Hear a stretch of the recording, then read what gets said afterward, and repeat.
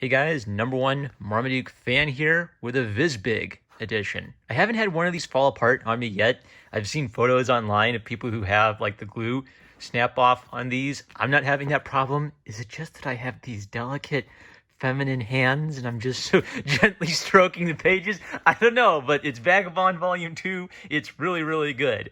When I reviewed Volume 1, and by the way, a volume of this collects like 3 volumes of manga. I did all of volume 1 in one go, so I basically did 3 volumes all in one shot.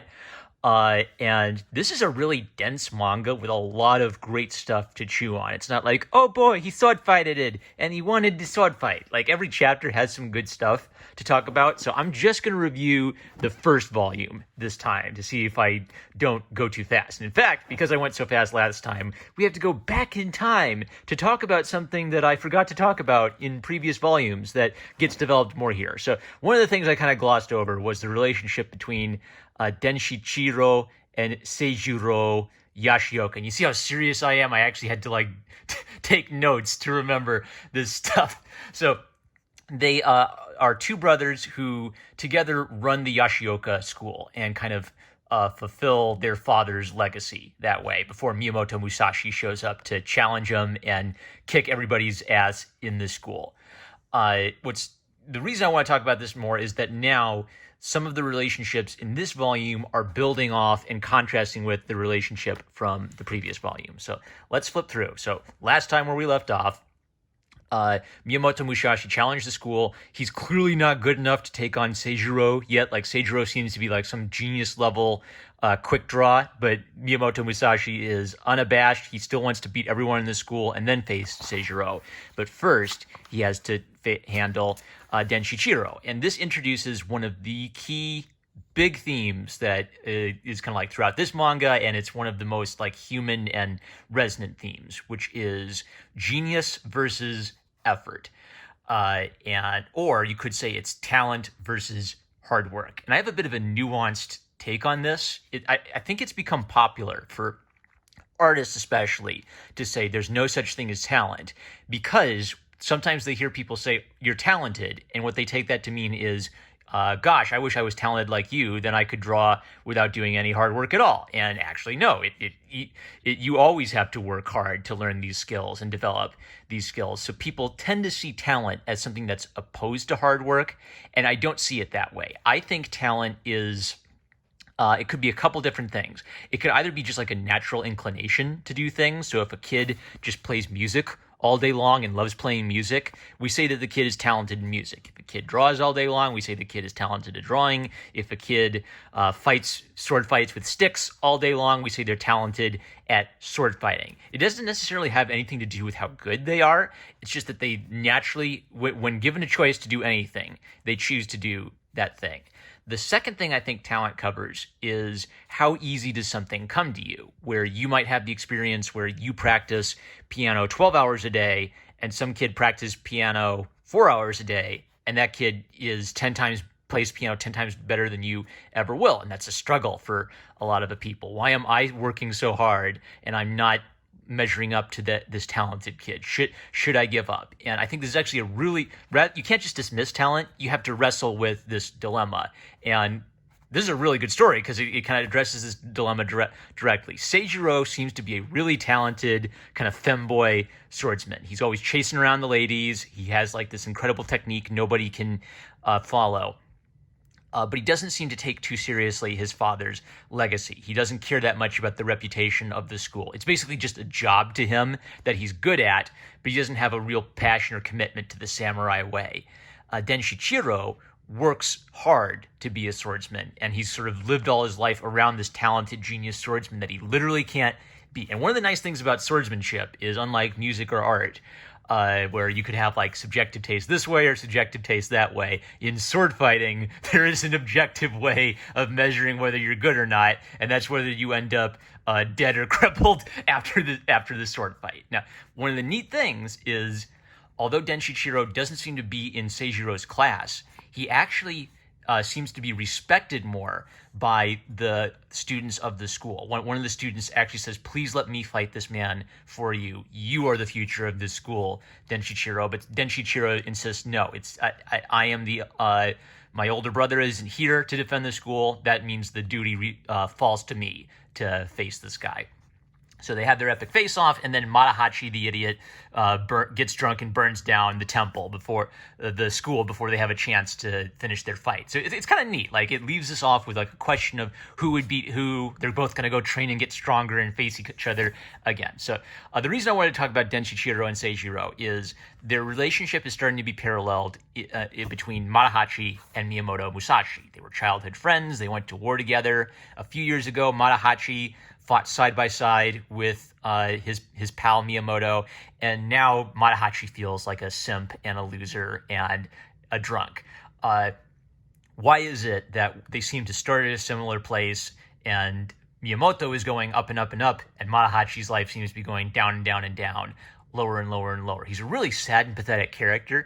One of the sad things about him is he still has this glimmer of hope that he can make a man of himself. So he's an idiot. He burns down the school, but he goes in and grabs his friend Miyamoto and pulls him out of there while he's bleeding. So Matahachi isn't completely unmanned yet. He still has the desire to be a man. It's just like at this point of his life, he's lost all of his manliness and all of his hope for his future. It's neat. So is it talent or is it hard work? Well, what's weird is that there seems to be a little element of both at work, where Miyamoto was a very talented young swordsman, but that didn't mean things came easy for him. He got kicked around a lot, and he had this insane drive and desire, and he made some choices. Matahachi fell for the thought and ran off with the older prostitute. Miyamoto Musashi said, "Begone thought," to the thought, and devoted his life to the sword. So you fast forward a few years, and Miyamoto Musashi's a badass swordsman, and Matahachi is a poor, henpecked, "Hey babe, it's 4 p.m. It's time for no sex, actually, because I'm the town prostitute." "Aw, gee, okay, honey." Poor Matahachi. All right, another thing I didn't talk about, but is kind of interesting, is the importance of truth. So one thing I mentioned is that Matahachi's mother is kind of this really intense older lady. Like, she kind of like runs the town and is an important figure in the town. And even though she's kind of impressive and intimidating in just how firm her resolve is, she's kind of sad and nasty because she doesn't want to accept the truth. She has this image in her head of Matahachi as a perfect little boy. When Miyamoto shows up and tells him Matahachi's run off with a prostitute, she refuses to believe the truth, and she hates Miyamoto for telling her the truth. When Otsu, the girl who Matahachi was going to marry, says, "No, I hate Matahachi now, he betrayed me," Granny blames Otsu and hates Otsu. So because she can't accept the truth, she starts hating everyone around her who does know the truth, because they remind her of the truth that she doesn't want to accept. And she becomes a very vengeful, nasty character because of this, trying to basically kill Miyamoto Musashi for it. And she keeps getting reminders that her little imaginary world is crumbling when she sees wanted posters with Matahachi's face on it. So for Matahachi, we feel bad for him. He keeps making these dumb mistakes. We don't feel like he really deserves to get burned at the stake, even though he did kind of burn that school down because he's a drunk idiot. We're simultaneously rooting for Matahachi to become a man, while at the same time feeling like maybe he's never going to do it. Okay, so while Matahachi's life is all crumbling into dust, Miyamoto is having his own problem, which is, how does he balance his love for a woman with his love for the way of the sword? And what we clearly learned about Miyamoto is he is a back guy. There are boob guys, there are butt guys. Miyamoto Musashi loves him some backs. But one of the neat things about Otsu is she's kind of like the total package. She is like absolutely beautiful, and the way that Inoue draws her is important, because you have to take one look at her and say, "Oh yeah, I get it. I get why a man would fall head over heels in love with her. Who wouldn't?" And she's kind of like spunky and has got like that great feisty personality that means she's not just like a pretty face, but she's got a brain. She's got a brain in her. Anyway, so the point is now Miyamoto Musashi has to grapple with this sex versus the way of the sword thing. If I chase after the girl, will I have to give up my dream of becoming the swordsman? So this is going to get pushed a little further. a little kid, I don't remember his name, chases after Miyamoto Musashi, asking to learn the way of the sword. And what comes out later is that he's an orphan and he's actually been kicked out and told, I'm not paying for your food anymore. Go chase after that guy. So he's kind of sadly desperate. I don't know if he actually knows what it's going to take to become a samurai. He just feels like he has to become a samurai to keep food, to put food in his belly. And there's a way in which he slightly parallels Miyamoto. Miyamoto was kind of like the lonely, abused kid who just fought harder and harder and harder throughout his life, and that's how he became a tough guy. So there's an element where he has to tell this kid, look, you want to be a samurai. Samurai don't sniffle and bawl their eyes out until snot's running down out of their nose. He has to kind of give the kid the harsh lesson of boys don't cry, which is tough because, does that mean you have to like bottle up all your emotions until they explode out? Or does that mean you have to control your emotions? And one of the neat things is that Miyamoto's having to become like a teacher now, but he still hasn't figured out his problem. Miyamoto's still struggling with, well, gee, do I have to bottle up my love for this girl's? And this is where, I lost it. This is where Takuwan, see, this is where my doodles come in handy. So Takuwan is back. And Takuwan is the closest thing that Miyamoto has to a father figure. He's basically the only man that Miyamoto has met who is both a good man and a stronger man than he is. Meaning most of the men that Miyamoto meets, he can like just knock them out of the way easily. They're simps, they're soy boys, they're corrupt, or they're evil, psychopathic killers and bandits. Takuwan is the first guy he meets who is actually good and principled and cares about protecting innocent people and has the stones to back it up. So Takuwan challenges him.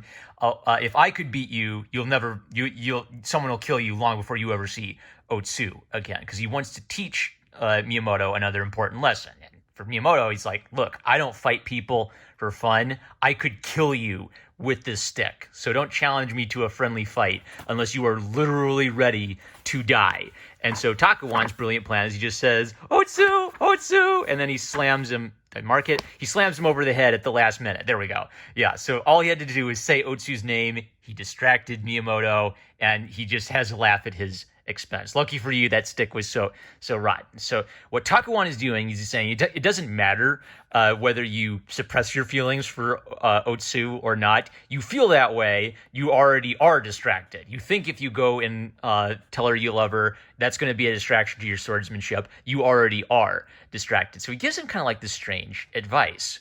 Go after the girl. Well, he's a Zen Buddhist monk. Why is he telling him to do that? Isn't a Zen Buddhist monk supposed to tell you to suppress your desire and kill your desire and kill the self and all that kind of like Buddhist stuff? I think the point is that Takuwan is supposed to be a Zen monk, but he's sort of he's a bit of an unorthodox Zen monk. It's like he follows the principles, but he'll apply them according to what he thinks common sense would be, not necessarily according to what the religious orthodoxy would say he's supposed to do. So his advice is go get that girl, Miyamoto.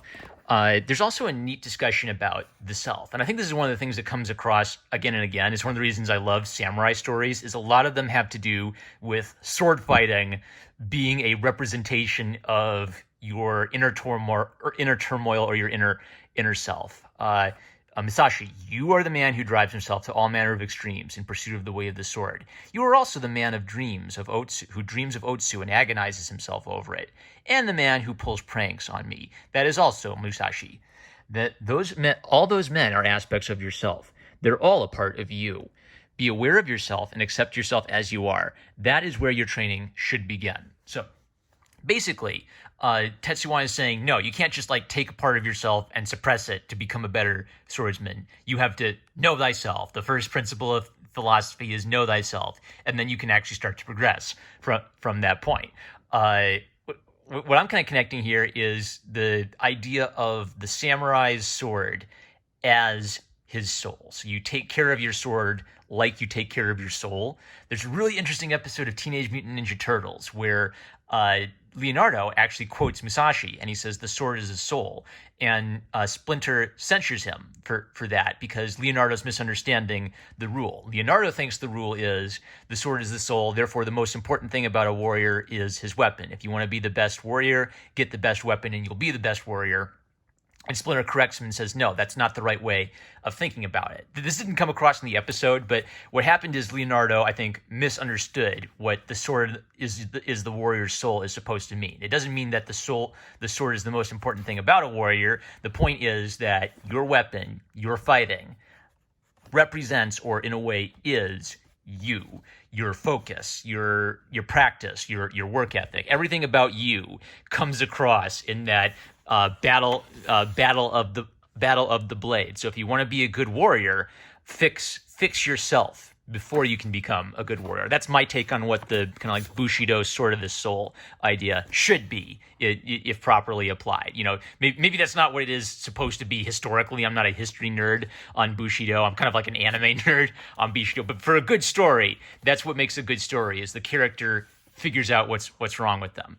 All right, so of course, Miyamoto has to go challenge some more badasses and get beat up and beat them up. So he's going to go to, what's it called?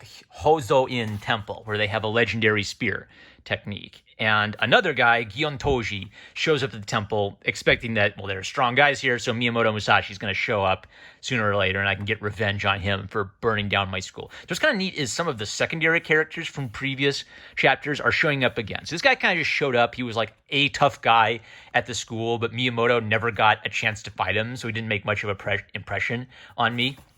Now that the school is burned down, he's wandering around looking for Miyamoto Musashi for revenge. So the question is, well, how tough is this guy going to be? Like, you could be a tougher sword fighter and not necessarily be the head of the school, right? So just because Miyamoto's fought with the head, one of the head brothers of the school doesn't necessarily mean he's ready to fight this guy. So we're kind of eager to see what direction this goes. Another thing, so this is a continuation of the same theme of Miyamoto basically being a mess.